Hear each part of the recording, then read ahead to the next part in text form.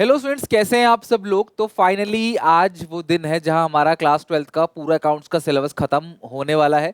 आज cash flow statement का part number 6 जो कि आखिरी पार्ट है। इन जनरल हर चैप्टर का जो आखिरी पार्ट होता है वो बहुत इंपॉर्टेंट नहीं होता, लेकिन कैश फ्लो स्टेटमेंट का जो आखिरी पार्ट है आज आपको 2 नंबर पूरे के पूरे मिलेंगे इस वीडियो से। और प्लस साथ में बहुत सारी छोटी छोटी पॉइंट्स है जो पूरे चैप्टर में बच्चों को प्रॉब्लम देता है जब बुक से बच्चे क्वेश्चन बनाते हैं। तो वो सारा का सारा मैं कवर कर लूंगा पॉइंट्स, चाहे वो टैक्स रिफंड का पॉइंट हो, चाहे वो एक्स्ट्रा ऑर्डिनरी का, बोनस इशू का, सिक्योरिटीज प्रीमियम का, कोई भी पॉइंट हो, इंटरेस्ट ऑन डिबेंचर्स की कैलकुलेशन का, सब कुछ आज कराऊंगा। फाइनेंसिंग कंपनी, ट्रेडिंग कंपनी की कौन कौन सी एक्टिविटीज में क्या क्या चीजें आती हैं, वो सब कुछ मैं आपको आज बताने वाला हूँ। ठीक है, तो आज हमारा सिलेबस पूरा एंड हो जाएगा और होपफुली 2 वीक्स के बाद हम पूरा का पूरा रिवीजन स्टार्ट कर देंगे और देन फिर बोर्ड एग्जामिनेशन का एक और रिवीजन होगा। ठीक है, तो स्टार्ट करते हैं कैश फ्लो पार्ट नंबर 6। अभी ना हमें ये सारी चीजें करनी है, एक बार आप चेक करो। सबसे पहले हमें जो करना है, 1 नंबर का क्वेश्चन जो एमसीक्यू में आता है वो ये आ सकता है कि ये ट्रांजैक्शन किस एक्टिविटी में जाएगी, ऑपरेटिंग में, इन्वेस्टिंग में या फाइनेंसिंग में। मैंने तुम्हें बता रखा है अच्छे से, फिक्स एसेट्स और इन्वेस्टमेंट्स इन दोनों से रिलेटेड हर चीज इन्वेस्टिंग एक्टिविटी में जाएगी, और शेयर, डिबेंचर और लोन्स इन तीनों से रिलेटेड हर चीज फाइनेंसिंग एक्टिविटी के अंदर जाएगा। बाकी जो बचा वो सारी चीजें ऑपरेटिंग एक्टिविटी के अंदर जाएगा। लेकिन ये जो भी तुम्हें रूल बताया था ना, वो ट्रेडिंग और मैन्युफैक्चरिंग कंपनी के लिए बताया था। ठीक है, मैन्युफैक्चरिंग मैन्युफैक्चरिंग कंपनी के लिए बताया था। तो जो भी रूल हमने अभी तक पढ़ा, पूरा का पूरा चैप्टर जो हमने अभी तक पढ़ा, उसमें ट्रेडिंग और मैन्युफैक्चरिंग कंपनी के लिए जो रूल्स हैं वो हमने पढ़े। लाइक क्लास इंटरेस्ट पेड करना, मैन्युफैक्चरिंग कंपनी के लिए अगर मैं बात करूं, इंटरेस्ट आपने पेड किया तो ये मैन्युफैक्चरिंग कंपनी के लिए कौन सी एक्टिविटी का पार्ट है, फाइनेंसिंग एक्टिविटी का पार्ट है। और अगर इंटरेस्ट रिसीव हुआ तो ये कौन सी एक्टिविटी का पार्ट है, इन्वेस्टिंग एक्टिविटी का पार्ट है। अब यहाँ पे कंफ्यूजन और आता है बच्चों को, सर इंटरेस्ट रिसीव तो ऑपरेटिंग में भी जाता है, ऑपरेटिंग में सिर्फ उसका नेट इफेक्ट कैंसिल करने के लिए डालते हैं। देखो, इंटरेस्ट अगर मिला तो आपने इन्वेस्टिंग एक्टिविटी के अंदर प्लस कर दिया, पर हम उसको ऑपरेटिंग से माइनस भी करते हैं। तो कुछ बच्चों को लग सकता है सिर्फ तो ऑपरेटिंग का भी पार्ट है, नहीं, इंटरेस्ट रिसीव इन्वेस्टिंग का पार्ट है। सिमिलरली इंटरेस्ट पेड फाइनेंसिंग का पार्ट है, बट इसे ऑपरेटिंग में माइनस भी तो करते हैं इंटरेस्ट एक्सपेंस के नाम से, ग्लिड वाले पोर्शन में। तो सर हम तो ऑपरेटिंग भी लिख सकते हैं, सो आंसर इज नो। वो ये फाइनेंसिंग का और ये इन्वेस्टिंग का पार्ट है। अब सर क्यों ऑपरेटिंग में लिखते हैं, मेरी बात ध्यान समझना। ये जो इंटरेस्ट पेड है इसको हम ऑपरेटिंग से क्या करते हैं क्लास, प्लस करते हैं, और इंटरेस्ट रिसीव को ऑपरेटिंग में क्या करते हैं, माइनस करते हैं, और इन्वेस्टिंग में उसको ये इंटरेस्ट रिसीव इन्वेस्टिंग में प्लस और ये फाइनेंसिंग से माइनस। अब सवाल ये है, सर ये ऑपरेटिंग में भी तो जाता है, वो क्यों जाता है बताता हूं मैं आपको। इंटरेस्ट अगर आपको मिला है तो आपने इन्वेस्टिंग में प्लस कर दिया कि चलो भैया हमको इंटरेस्ट मिल गया, लेकिन जब आपने प्रॉफिट एंड लॉस अकाउंट बनाया होगा तब भी आपने क्लास प्रॉफिट लॉस अकाउंट में उसको क्रेडिट साइड दिखाया होगा, इनकम साइड, जिसकी वजह से आपका जो नेट प्रॉफिट है, जो सरप्लस है, वो बढ़ा हुआ है। तो आपने एक बार यहाँ प्लस कर दिया और यहाँ भी क्लास वो नेट प्रॉफिट में इंक्लूड है, इसीलिए क्लास इसको क्या करते हैं, ऑपरेटिंग से माइनस कर देते हैं इंटरेस्ट रिसीव को। ये लॉजिक है, बट एक्टिविटी वो इन्वेस्टिंग ही है। सिमिलरली इंटरेस्ट पेड ने नेट प्रॉफिट को कम कर दिया है, और वही net profit cash flow statement में सबसे ऊपर आता है सरप्लस के नाम से। तो एक तो ऑलरेडी नेट प्रॉफिट कम है, और फिर फाइनेंसिंग से भी इसको लेस करते हो, 2 बार लेस हो गया, नेट इफेक्ट कैंसिल करने के लिए इसको ऑपरेटिंग में 1 बार प्लस करते हैं। बस यही रीजन है कि ये प्लस माइनस होता है। ओके, और इसी तरीके से लॉस ऑन सेल और गेन ऑन सेल भी उल्टा चलता है, वो यही रीजन की वजह से, क्योंकि ऑलरेडी वो चीज आपने प्रॉफिट लॉस अकाउंट में डाल दी है और फिर इन्वेस्टिंग के अंदर भी डाल रहे हो, तो इसीलिए नेट इफेक्ट कैंसिल करने के लिए हम क्या करते हैं, उसको प्लस माइनस करते हैं। जैसे मैं थोड़ा सा और डिटेल बताऊं अगर आपको, अगर आपने 15,000 की चीज को 12,000 में बेच दिया, 15,000 के एसेट्स को 12,000 में बेच दिया, 3,000 का लॉस हो गया, तो ये लॉस ने ऑलरेडी नेट प्रॉफिट को कम कर रखा है, और फिर जब सेल दिखाओगे तो भी 12,000 के दिखाओगे इन्वेस्टिंग एक्टिविटी के अंदर, तो ये भी देखो 3,000 से कम है और वहां भी नेट प्रॉफिट 3,000 से कम हो गया है, इसीलिए लॉस ऑन सेल को फिर से ऐड कर देते हैं ऑपरेटिंग में नेट इफेक्ट को कैंसिल करने के लिए, गेन उसका उल्टा। ठीक है, तो ये रीजन आता नहीं पेपर में, लेकिन मैंने तुम्हें समझा दिया। हालांकि जब बीकॉम सेकेंड ईयर में हम बच्चों को पढ़ाते हैं तब बताते हैं ये सब, लेकिन अभी के लिए कई बच्चे नहीं भी समझ पाते, तो अभी आप इतना ध्यान रखो बस कि ये जो ट्रेडिंग और मैन्युफैक्चरिंग कंपनी है, सर कुछ भी कंपनी नहीं लिखा तो भी ट्रेडिंग और मैन्युफैक्चरिंग ही आप मानोगे बाय डिफॉल्ट, हमने इन्हीं के रूल्स पढ़े हुए हैं। तो इंटरेस्ट मिला तो इन्वेस्टिंग एक्टिविटी में जाएगा वो, और अगर इंटरेस्ट आपने पेड किया तो फिर वो फाइनेंसिंग एक्टिविटी में जाएगा, ऑपरेटिंग में नहीं जाता। जरूर है, लेकिन वो क्वेश्चन पूछेगा कौन सी एक्टिविटी का पार्ट है, तो आप इन्वेस्टिंग और फाइनेंसिंग ही बताओगे, ठीक है। लेकिन सवाल ये है, कल को क्वेश्चन कह दे कि इंटरेस्ट रिसीव और इंटरेस्ट पेड या लोन टेकन या loan repaid by a financing company, एक फाइनेंसिंग कंपनी द्वारा। फाइनेंसिंग कंपनी मतलब क्या होता है, जो ऑल इंडिया फाइनेंशियल इंस्टीट्यूशंस हैं, बैंक्स हैं, है ना, ये सारी की सारी चीजें जिनका काम ही पैसे का है। बैंक में कोई सामान थोड़ी मिलता है, सामान थोड़ी खरीदते हो ना सामान बेचते हो, बैंक में क्या सिर्फ और सिर्फ पैसे का काम है। फाइनेंशियल कंपनी इनको बोलते हैं, जिनका काम क्या है, उधार लेना, उधार देना, मॉनेटरी ट्रांजैक्शंस को रिकॉर्ड करना। तो इंटरेस्ट रिसीव, इंटरेस्ट पेड, ये इनकी रोज का काम है। लोन लेना, लोन देना सब डेली का काम है, इसीलिए उनमें मेजॉरिटी जो चीजें हैं वो ऑपरेटिंग एक्टिविटी के अंदर जाता है। लेकिन एक स्टेटमेंट बता रहा हूं, अपनी कॉपी में लिखो, सारे बच्चे हो सके तो कमेंट में भी लिखो, dividend paid, dividend paid is always consider as financing activity whether the company is financial company और नॉन फाइनेंशियल कंपनी। अगर क्वेश्चन कल को पूछता है डिविडेंड पेड कौन सी एक्टिविटी में जाता है, बिना कुछ सोचे समझे सीधे फाइनेंसिंग एक्टिविटी पर टिक लगाना है कि जो डिविडेंड आपने पेड किया है वो फाइनेंसिंग का पार्ट है। क्यों? देखो, शेयर इशू करना इनके लिए फाइनेंसिंग है, इनके लिए ऑपरेटिंग है। क्योंकि कंपनी, जो बैंकिंग कंपनी ना, वो शेयर इशू करती है बिहाफ ऑफ कंपनी। रिलायंस के बदले आप शेयर बैंक से भी खरीद सकते हो, इशू करती है। लेकिन डिविडेंड कभी बैंक नहीं देगी क्लास, उसको डिविडेंड हमेशा और हमेशा, डिविडेंड जो पे होता है ना, वो हमेशा कंपनी खुद पे करती है, बैंक उनके बिहाफ में पे नहीं करेगा। तो dividend paid is always consider as financing activity, बात ये ध्यान रखना, ठीक है। तो कौन सी एक्टिविटी है ये तो आपको समझ आ गया। अब क्वेश्चन बना के ना खत्म करते हैं इसको फटाफट। Identify the transactions belonging to operating, investing, financing और कैश एंड क्या। आपको पता है कैश एंड कैश इक्विवेलेंट के अंदर कैश, बैंक, मार्केटेबल सिक्योरिटीज, ये तीन चीजें आती हैं, कैश, बैंक और मार्केटेबल सिक्योरिटीज। तो कैश सेल्स ऑफ गुड्स आपने सेल्स किया, ना ये इन्वेस्टिंग में आता है ना ये फाइनेंसिंग में, सो ये ऑपरेटिंग के अंदर। कैश रिसीव अगेंस्ट रेवेन्यू, आपने सर्विसेज दी है तो वो भी किसके अंदर आएगा, ऑपरेटिंग के अंदर। और जब पैसा आता है तो प्लस, पैसा जाता है तो माइनस। बट यहाँ पे ये पूछा ही नहीं है कि कैश का इनफ्लो या आउटफ्लो, सिर्फ कौन सी एक्टिविटी में। Cash purchase operating, cash paid against service taken, ये भी ऑपरेटिंग। पेटेंट परचेज, आपने पेटेंट्स खरीदे हैं। देखो, गुडविल पेटेंट अगर आप खरीदते हो, अब यहाँ कहीं भी लिखा नहीं है कि एक फाइनेंशियल कंपनी है, तो पेटेंट परचेज किसके अंदर आएगा, गुडविल पेटेंट सब परचेज करते हो इंटेंजिबल्स को, तो इन्वेस्टिंग, राइट ऑफ तो ऑपरेटिंग। क्या मार्केटेबल सिक्योरिटीज कहाँ आता है, cash and cash equivalents. Bank overdraft financing activity. Issue of share, ध्यान रखना दो बातें हैं यहाँ पे, एक है इशू ऑफ शेयर्स जो कि फाइनेंसिंग है, दूसरा परचेज ऑफ शेयर्स, वो इन्वेस्टिंग है। अगर आप किसी कंपनी के शेयर्स खरीदते हो ना, वो इन्वेस्टिंग है, और कंपनी शेयर इशू कर रही है, लाइक मैं कंपनी में शेयर इशू कर रहा हूँ, मेरे लिए फाइनेंसिंग है, जो बंदा खरीद रहा है परचेज ऑफ शेयर्स, उसके लिए वो इन्वेस्टिंग का पार्ट है। बट यहाँ लिखा है प्रोसीड्स, यानी पैसा आ रहा है, किससे आ रहा है, फ्रॉम इशू ऑफ शेयर से, इशू ऑफ डिबेंचर फाइनेंसिंग का पार्ट है। नेक्स्ट सेम क्वेश्चन है, परचेज ऑफ शेयर, देखो आ गया ना, आपने शेयर्स खरीदे हैं, purchase of shares investing. Repayment of long term loan, अब लोन्स की आपने रीपेमेंट कर दी तो ये फाइनेंसिंग है। कमीशन रिसीव किसी के अंदर नहीं आता, ऑपरेटिंग। रिडम्पशन ऑफ डिबेंचर किसके अंदर आता है, फाइनेंसिंग, इशू रिडम्पशन दोनों। Interest on debentures financing. अब ये इंटरेस्ट ऑन इन्वेस्टमेंट जो है इन्वेस्टिंग है, ध्यान रखना, ये इंटरेस्ट मिलता है इन्वेस्टमेंट पे, आप पे नहीं करते।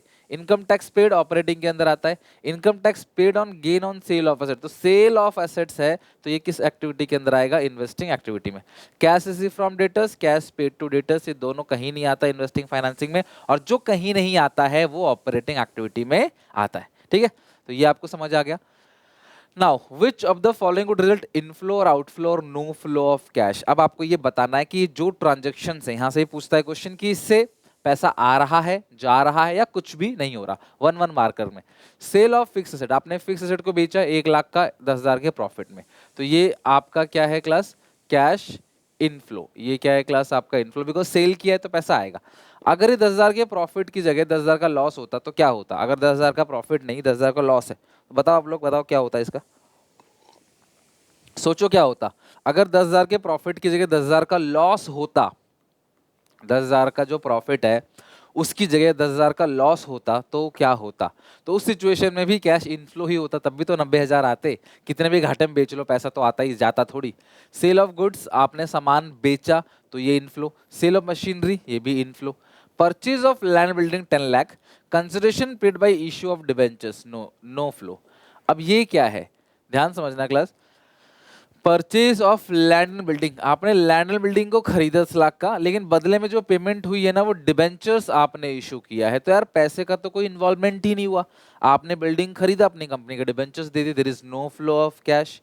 Issue fully paid bonus share, ध्यान रखना क्लास, बोनस शेयर्स वो शेयर्स होते हैं जो फ्री में इशू किए जाते हैं, जिसके बदले शेयर होल्डर से कोई भी पैसा नहीं लिया जाता, फ्री में इशू किया जाता है। अपने एग्जिस्टिंग शेयर होल्डर्स को फ्री में कुछ शेयर्स दे दिए जाते हैं एक रेशियो में, लाइक 5:1। तो जिनके पास 5 शेयर्स होंगे उन्हें कंपनी के एक शेयर फ्री में मिल जाएंगे। तो जिनके पास 50 होंगे उनको 10, जिनके पास 500 होंगे उनको 100 शेयर फ्री में मिल जाएंगे।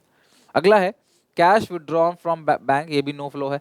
आप पैसा जमा करोगे बैंक में या पैसा विड्रॉ करोगे, भैया इसमें कोई भी फ्लो नहीं होता, बिकॉज कैश बैंक सेम है यार, इस जेब से पैसा निकाल के इस जेब में डाल दो, क्या ये थोड़ी जगह फ्लो हो गया, कुछ कुछ भी फ्लो नहीं हुआ। Payment of interim dividend outflow, क्योंकि डिविडेंड की पेमेंट हो रही है। हाँ, अगर लिखा होता है डिविडेंड प्रपोज, प्रपोज तो प्रपोज लिखा है तो नो फ्लो। देखो प्रपोज की प्रपोज में कैश का फ्लो नहीं होता, जब एक्चुअल में आप डिविडेंड की पेमेंट करते हो ना तब जाके कैश का फ्लो होता है, प्रपोज में कैश का फ्लो नहीं होता। ठीक है, चलो next, dividend paid by a financial company. एक फाइनेंशियल कंपनी अगर डिविडेंड पे करती है तो ये कौन सी एक्टिविटी का पार्ट है, 1 मार्क में आ सकता है। 4 ऑप्शंस होंगे, ऑपरेटिंग, इन्वेस्टिंग, फाइनेंसिंग। तो आप लिख देना कि डिविडेंड पेड जो है वो फाइनेंसिंग एक्टिविटी का पार्ट है। हालांकि share issue, interest paid, loan loan taken, loan repaid, है ना, इसके अलावा डिवेंचर्स इशू, इंटरेस्ट रिसीव, ये सब कुछ फाइनेंशियल कंपनी के लिए ऑपरेटिंग के अंदर आएगा। लेकिन डिविडेंड पेड एक ओनली समझ लो, इसको छोड़ के बाकी सारी चीज ऑपरेटिंग में। डिविडेंड पेड जो है वो इन्वेस्टिंग सॉरी फाइनेंसिंग एक्टिविटी का पार्ट कहलाता है। Loan given by a financial company is consider, तो लोन अगर दिया है तो वो भी किस एक्टिविटी का पार्ट है। अगर लोन दिया है तो ये फाइनेंसिंग का पार्ट नहीं है, अगर आपने लोन दिया है तो ये ऑपरेटिंग का पार्ट है। ठीक है, किसका पार्ट है, ऑपरेटिंग का। क्यों, क्योंकि ये कौन सी कंपनी है, एक फाइनेंशियल कंपनी है, तो ऑपरेटिंग एक्टिविटी का पार्ट कहलाएगा। आप ऑपरेटिंग पे टिक कर दोगे, समझ गए। नेक्स्ट है calculate cash flow from the investing activity. अब ये सिंपल सा एक क्वेश्चन है, आपको इन्वेस्टिंग एक्टिविटी का बताना है कि उसमें क्या लिखोगे। Purchase of machinery 5 lakh, machine कितने खरीदी, 5 लाख की। Paying 25% by cheque and executing bond for the balance amount. 5 lakh का 25% कितना होगा, 5 लाख का 25%, 25/100 1/4, 1,25,000। 5 लाख का जो 25% है वो बनेगा 1,25,000 रुपए। अब 1,25,000 रुपए जो है वो इन्वेस्टिंग में क्या करोगे आप, माइनस करोगे, आप लिखोगे 1,25,000 रुपए। क्यों, देखो आपने खरीदी क्या, मशीन, बदले में आपने जो बॉन्ड से पेमेंट की है ना, ये तो अदर देन कैश है, इसको हम कहीं भी कैश फ्लो में रिकॉर्ड ही नहीं करते। कैश फ्लो में सिर्फ उन्हीं ट्रांजेक्शन्स को रिकॉर्ड किया जाता है जिसकी पेमेंट हुई हो, जहां पे कैश इन्वॉल्व हो। लाइक बोनस शेयर भी कैश फ्लो के अंदर रिकॉर्ड नहीं किया जाता, तो यहाँ पे इन्वेस्टिंग में 1,25,000 आएगा। ऐसे क्वेश्चन 1 मार्क में पूछा आ सकता है। एक आध चीज आपको और दे देगा इसके अंदर, तो इस तरीके से बताना है किस एक्टिविटी में कितना पैसा आएगा। चलो, तो पहला पॉइंट हमने समझ लिया यहाँ पे, विच एक्टिविटी है ना, फाइनेंशियल कंपनी के लिए और ट्रेडिंग कंपनी के लिए कौन सी एक्टिविटी होगी। कुछ नहीं लिखा तो ट्रेडिंग ही मानोगे। कैश इनफ्लो और आउटफ्लो हमने क्वेश्चन भी कर लिया कि यार कैश आ रहा है या जा रहा है, तो कहाँ कहाँ पे नो फ्लो होता है वो ध्यान रखना। अगला है 1 marker calculation based basic questions, वो हमने बहुत बड़े बड़े सवाल बना लिए हैं, तो अब जो छोटे छोटे क्वेश्चंस आएंगे तो वो आप कर लोगे। अब ये जो बचे हुए 5 आइटम है, मैं एक एक करके तसल्ली से इन 5 आइटम का ट्रीटमेंट बताता हूं और फिर हम खत्म करते हैं चैप्टर को।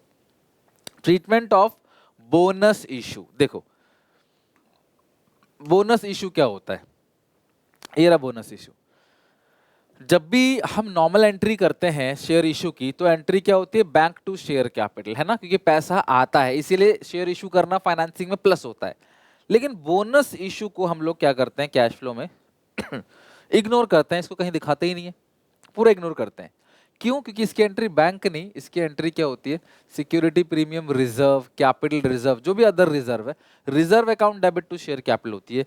क्योंकि सिक्योरिटीज प्रीमियम के पैसे को जो है यूज किया जाता है बोनस इशू करने के लिए, तो इसमें पैसा तो आया ही नहीं, सिक्योरिटी प्रीमियम रिजर्व का यूज हुआ है। तो जिस क्वेश्चन में बोनस इशू हुआ होगा वहां पे सिक्योरिटीज प्रीमियम रिजर्व कम हुए होंगे, ध्यान रखना, सिक्योरिटी प्रीमियम रिजर्व कम हुआ होगा, उसको भी इग्नोर करना है और शेयर्स को भी लिखना नहीं है कहीं भी। क्यों? क्योंकि क्लास ये फ्री में इशू किया गया है। अगर मैं तुम्हें और अच्छा एग्जांपल दूं तो यहाँ बैलेंस शीट में आपको 31 मार्च 2024, 31 मार्च 2023, ये हो गया क्लास आपका 5 लाख, और ये हो गया आपका 5 लाख,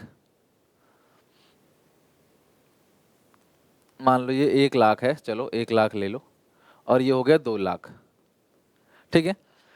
और बोनस क्वेश्चन कह रहा है 2:1 में बोनस इश्यू हुआ है, तो जिनके पास 2 शेयर्स है ना उनको 1 शेयर्स फ्री में दिया गया। मैं कैलकुलेशन कर लूं बस, जिनके पास 2 शेयर्स है ना उनको 1 शेयर्स फ्री में दिया गया है।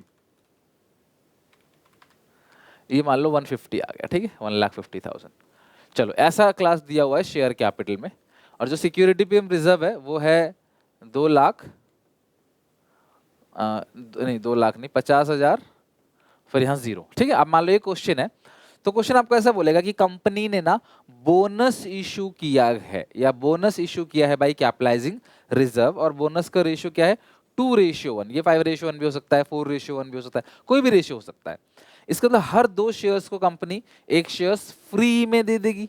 तो कंपनी के पास शुरू में कितना था, साल के शुरू में 23 में कितना था, 1 लाख शेयर्स, 5 से डिवाइड देंगे, सॉरी 2 से डिवाइड देंगे बिकॉज 2:1 में, तो 50,000 शेयर्स और इशू कर दिया फ्री में।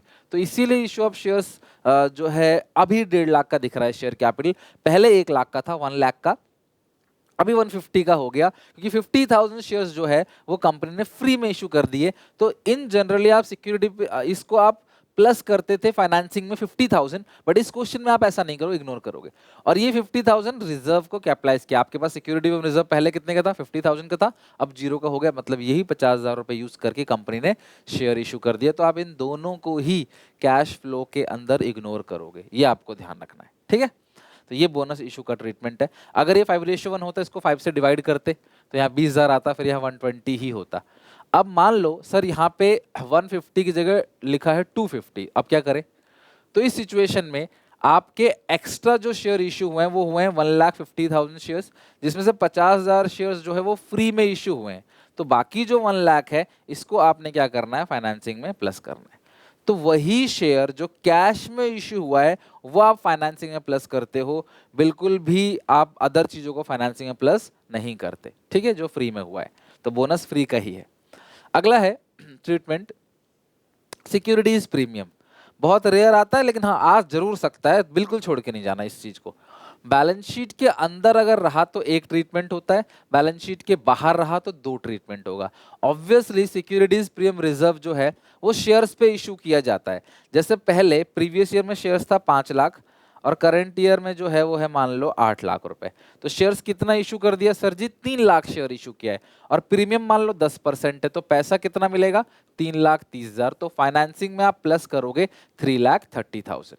और ऑब्वियसली ये प्रीमियम जो सिक्योरिटीज प्रीमियम रिजर्व है वो कहीं ना कहीं क्लास आप लोग जो है अगर इंक्रीज हो रहा है, अच्छा बैलेंस शीट के अगर अंदर है, सॉरी आप नीचे छोड़ दो, बैलेंस शीट के अंदर है तो current year minus previous year, बढ़ रहा है अगर तो फाइनेंसिंग में प्लस, और अगर घट रहा है तो ऑब्वियसली आप उसे इग्नोर करोगे, बिकॉज घटेगा नहीं, घटता एक ही केस में है जब आप बोनस इशू करते हो। और जब आप बोनस इशू करते हो तो बोनस इशू को और प्रीमियम को दोनों को ही आप क्या करते हो, यहाँ पे सिक्योरिटी में रिजर्व ये रहा, दोनों को ही इग्नोर करते हो। तो कम नहीं होता है, कम होगा तो ऑब्वियसली वो कम क्यों हुआ, क्योंकि बोनस शेयर आपने इशू किया है।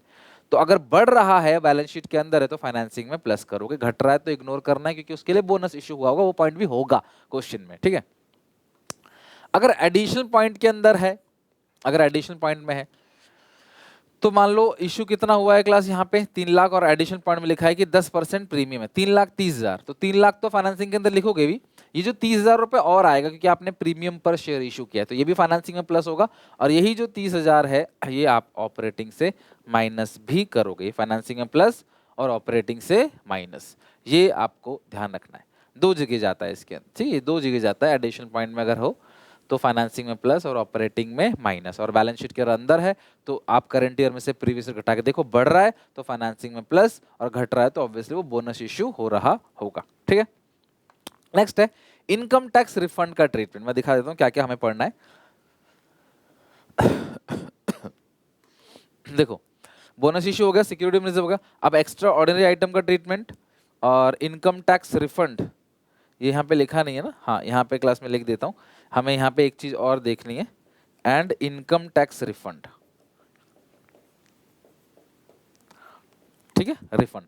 तो आते हैं इनकम टैक्स रिफंड पे, फिर एक्स्ट्राऑर्डिनरी आइटम पे, फिर इंटरेस्ट पे, फिर डिविडेंड पे, ठीक है। तो अभी इनकम टैक्स रिफंड जो है उसका क्या करना है, मान लो आपको इनकम टैक्स रिफंड दिया हुआ है, जो भी फिगर दिया हुआ है, क्या ट्रीटमेंट है ध्यान समझना।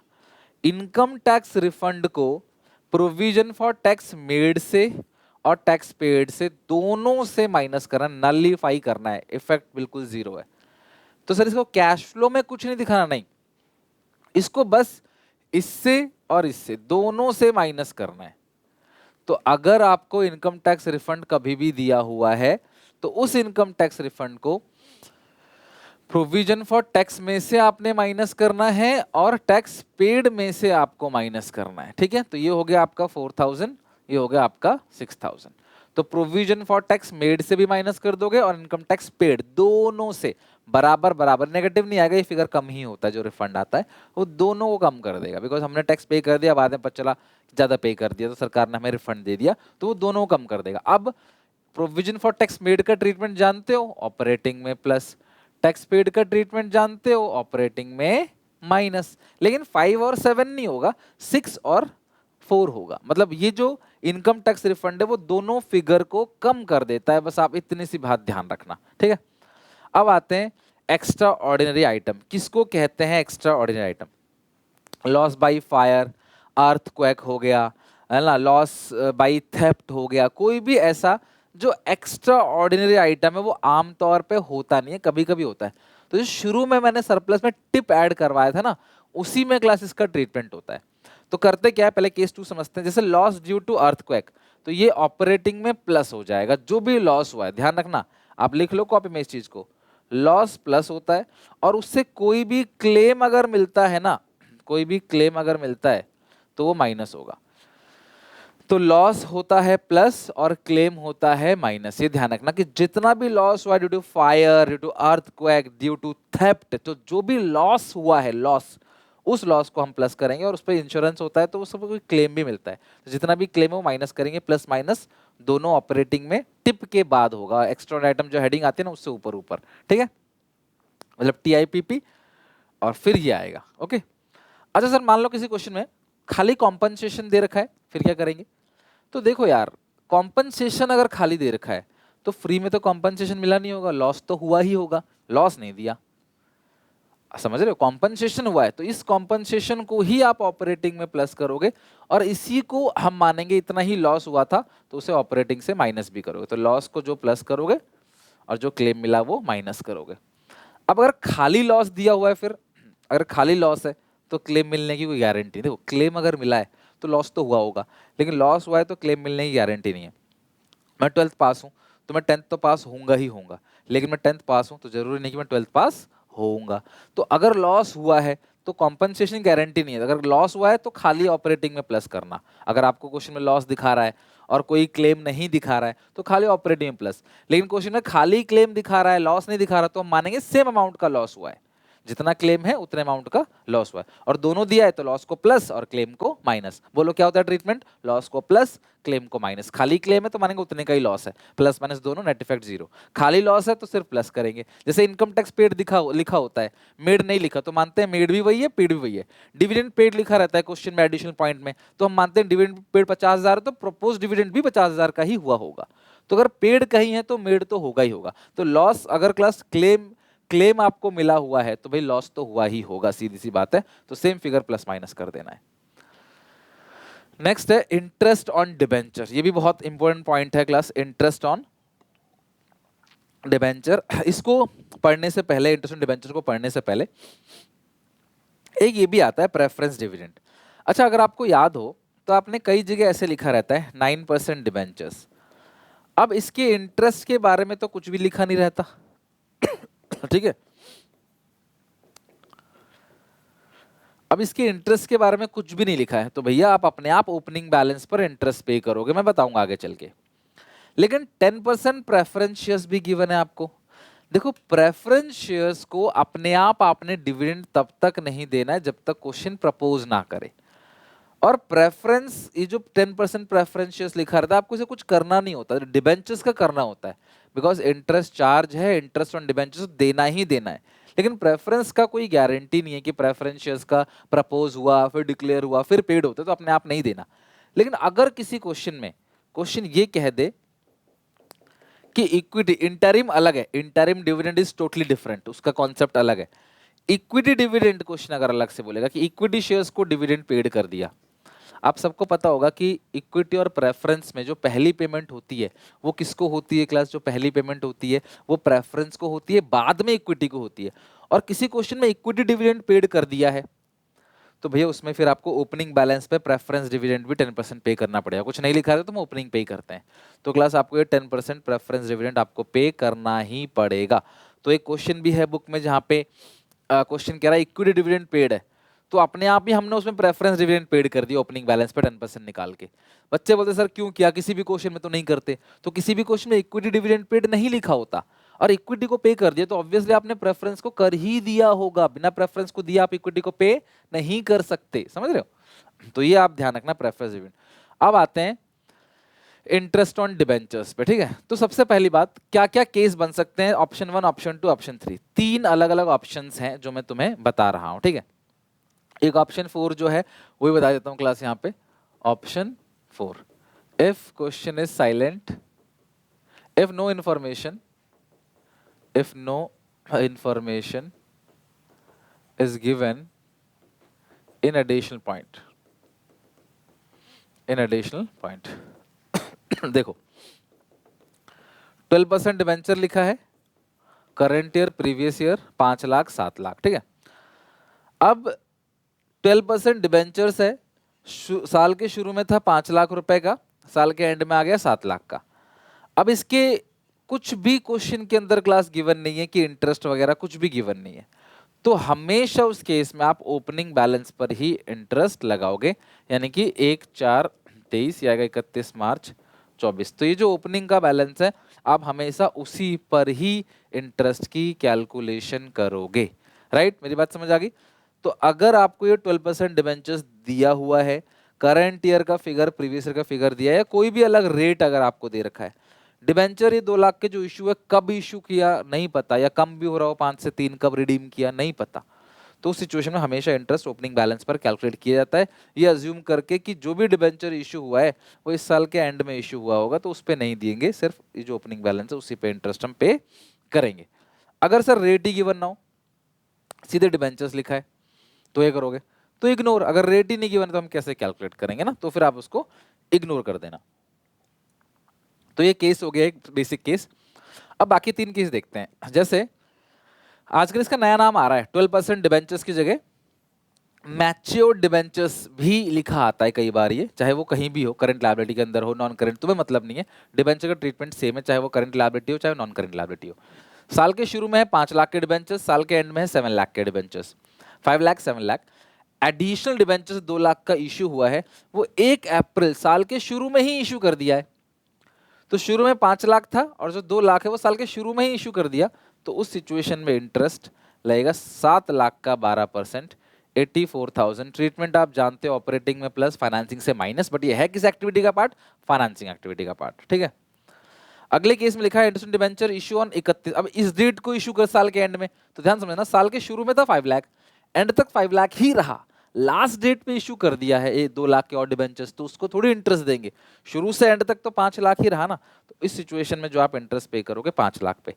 तो इसमें कुछ बच्चे याद भी कर लेते हैं कि अगर साल के एंड में इशू हुआ है तो इंटरेस्ट लगेगा बिगिनिंग वाले फिगर पे, और अगर बिगिनिंग में इशू हुआ है या रिडीम हुआ है तो इंटरेस्ट लगेगा एंड वाले फिगर पे। तो मैं इसको काम बोलता हूं, इशू करना रिडीम करना काम है। तो साल के शुरू में काम किया तो एंड वाले पे इंटरेस्ट लगा दो, एंड वाले फिगर पे, और साल के एंड में काम किया तो शुरू वाले फिगर पे आप इंटरेस्ट की कैलकुलेशन कर दो, ठीक है। एक चीज और है, अगर मान लो कभी भी ये दिया है 5 लाख और ये दिया नील, तो या फिर ऐसा दिया है कि यहाँ पे पहले नील था अब हो गया 5 लाख, तो डिबेंचर हो चाहे लोन हो, कभी भी इस तरीके से अगर दिया होता है ना कि एक नील है, तो उस सिचुएशन में हम इंटरेस्ट की कोई कैलकुलेशन नहीं करते, हम लूप होल का इस्तेमाल करते हैं, हम बच जाते हैं कि साल के शुरू में जो है वो 0 था, फिर 5 लाख है, तो हम मानते हैं कि 5 लाख एंड में लिया होगा तो कोई ब्याज नहीं, या साल के शुरू में 5 लाख था एंड में 0 है, तो मानते हैं साल के शुरू में ही लौटा दिया होगा, कोई ब्याज नहीं। तो एक लूप होल है कि अगर कहीं भी 0 फिगर आपको दिख जाए तो वहां पे आप इंटरेस्ट की कैलकुलेशन मत करना। पर सर आपने तो कहा था जब कुछ भी ना लिखा हो तो ओपनिंग पे निकालते हैं, और इस क्वेश्चन में ओपनिंग 0 तो यहाँ तो नहीं निकालेंगे, इस क्वेश्चन में ओपनिंग पे निकालेंगे। अगर आप निकाल भी देते हो तो भी क्लास तुम्हारा आंसर सही आएगा, कुछ प्लस माइनस कैंसिल ही हो जाना है। लेकिन ज़्यादातर बच्चे फिर यही फॉलो करते हैं, ज़्यादातर बच्चे जो फॉलो करते हैं वो अगर दोनों में से कोई भी 0 होता है तो उसको छोड़ ही देते हैं, और वो बुक भी यही फॉलो करता है। अगर तुम्हें इस 5 लाख पे निकालना है तो you have to put a note कि we assume these 5 lakh debentures were redeem at the end of the year, साल के एंड में रिडीम हुआ है, तो पूरे साल 5 लाख का कर्जा था, एंड में रिडीम किया तो हम 5 लाख पे इंटरेस्ट निकाल रहे हैं और उसको प्लस माइनस कर रहे हैं। अलग आप सब बच्चों से अलग हट जाओगे, नंबर पूरे मिलेंगे बट नोट डालना पड़ेगा एक आपको कि आप क्या सोच रहे हो, सबकी सोच सेम नहीं होती इसलिए, ठीक है।